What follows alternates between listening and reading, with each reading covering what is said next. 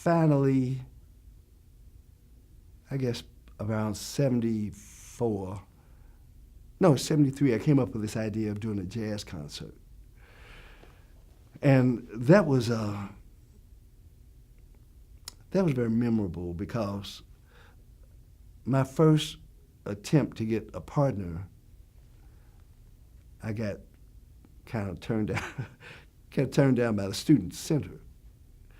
The Student Activities Board was a major programming unit on campus, and I'd been to the Blues Jazz Festival at University of Michigan, and had seen all this great entertainment, came back all fired up, and wanted to bring Yusef Lateef to campus. The flautist. Right. Mm-hmm. So I worked up this proposal, and I went over to the Student Center and sat down with the guy who was their program coordinator, and he told me, well, it's an interesting idea, but there's no jazz audience here. I said, how do you know? He said, well, they never come out for jazz music. I said, do you ever program jazz music? Well, no.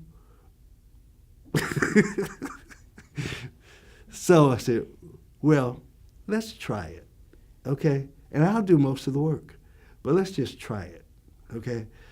So I set about to program Yusef Lateef, called Yusef Lateef up, and told him what I wanted to do and asked him if he could work with me because I'd never done this before and I was going to need some guidance.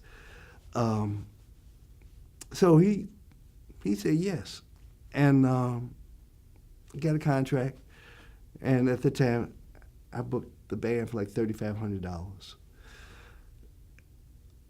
Had to do everything, had to promote it, had to design the posters, the flyers. Bob Douglas helped me do a lot of this stuff, okay? Bob would always do my posters. Yeah, Bob Douglas, the artist out of Louisville. Mm-hmm. So Bob and I would sit together and we put together these designs, and he'd always come up with these killer posters. And, you know, I'd run around campus in the community putting up posters. I sold the tickets, okay? Tickets were $3 a piece. I was able to get posters to places like Cincinnati and Dayton, Louisville, and I knew it was going to be successful, but it really overwhelmed me. We had a sold-out audience, you know. I mean, who wouldn't buy regional audience, right? Regional audience, okay. The concert itself was just absolutely top tier, you know, because I think the band was surprised at the reception they got. You know, this is Kentucky, so I don't think they knew that there'd be any real serious jazz audience here. But this was a great concert, and it really set the precedent for what later became the Spotlight Jazz Series. Mm-hmm. And I had a post-concert meeting with this guy who wrote me this. There's no jazz audience. Right. Who wrote this very condescending letter to me about, you know, congratulations, you did a great job. You certainly did most of the work with this, and this proves that black people and white people can sit down together and enjoy an event. And I was thinking, like, how insulting. How absolutely insulting. You know, I would certainly assume that much, you know. Jazz. Right. But anyway, you know, I just kind of moved him out of the way and began, you know, proposing doing more of this.